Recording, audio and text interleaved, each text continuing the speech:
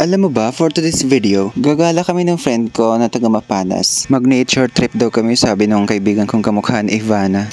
At ito na nga, napasabak na kami sa maputik, madulas na daan. Pagkababa nga namin ng ilog ay nakita namin yung maraming baluto. Yan din kasi yung sasakyan namin papunta sa tinatawag nilang Tingog Passage. At ayun na nga, di ba nga kami nakakaalis ay na-amaze na talaga kami sa lugar.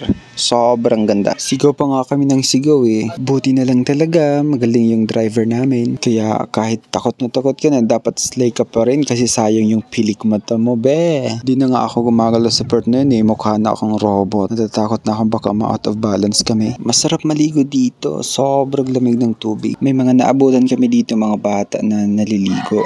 Niyaya nila kaming tumulon. Ayaw namin. Kakatakot kaya. At syempre, salamat kay Kagawad Rinante sa pagdadrive ng baluto pati sa kanyang pamangkin. Tsaka salamat din kay Ate Jeneline, yung asawa ni Kagawad. Ito po ang inyong online crunchy babe. Hanggang sa susunod. Bye-bye!